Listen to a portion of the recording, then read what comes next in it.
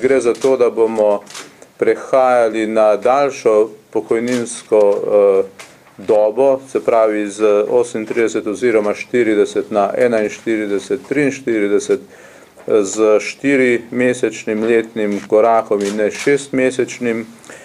Potem se uveljavlja nov časovni bonus za starševstvo, kjer sploh ne bo, skoraj da ne bo več omejitev in bo za vsakega otroka mogoče veljaviti 8 mesecev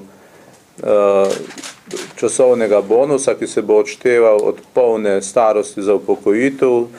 Najnižja starost je tako po najnovejši rešitvi 58 let za ženske in 60 let za moške.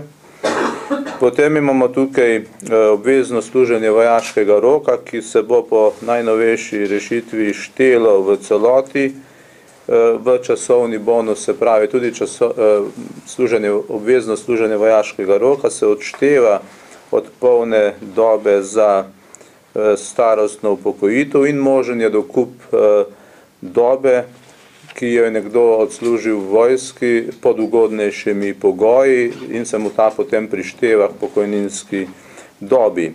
No, v zadnjem branju je bil tudi sprejet amandma Slovenske ljudske stranke, po katerem naj bi dodana doba torej k dodani dobi se upoštevalo tudi avtomatsko to, kar je nekdo služil v času obveznega služenja vojaškega roka, kar pa seveda se nam zdi še zmerom problematično in bomo poskušali ponovno spremeniti to določilo skozi vladni predlog, ki ga bomo oblikovali v teku tega tedna. Pokojnine se bodo po novem do leta 2015 enkrat letno usklajevale po formuli 60% rasti plače in 40% rasti življenjskih stroškov. Nadalje pa je predvidena formula 70-30. Spremenjen je bil tudi 393. člen, ki govori o varstvu varstvu pričakovanih pravic, ki je bil namenjen na mehkejšemu upokojevanju oseb, ki so proti svoji volji ostale brez zaposlitve tik pred upokojitvijo.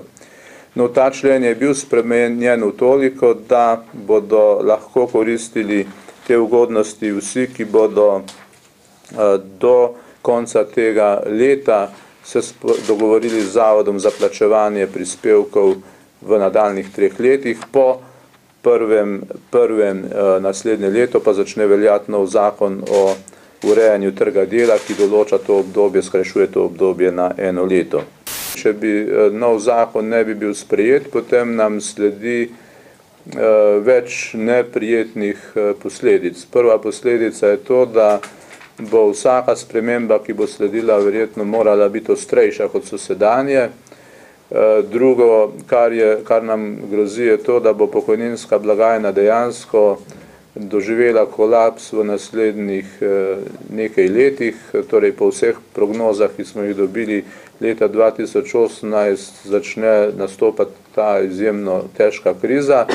In tretje, kar doživljamo že danes, so pa intervencijski zakoni, kot vidite, po katerih že sedaj zakonsko določenih obveznosti ne moremo izpolnjevati do upokojencev, ker jim ne moremo usklajevati pokojnin tako, kot obstoječi zakon predvideva. Se pravi, nas potem čaka v resnici najprej borba za to, da bomo vsaj tisti omejen obseg pravic zagotavljali za upokojence v prihodnem obdobju preko verjetno določenih intervencijskih zakonov in pa seveda pripravljanje ali popravljanje tega predloga, ki pa bo lahko samo ostrejše, kot je sedaj, ne pa blažje.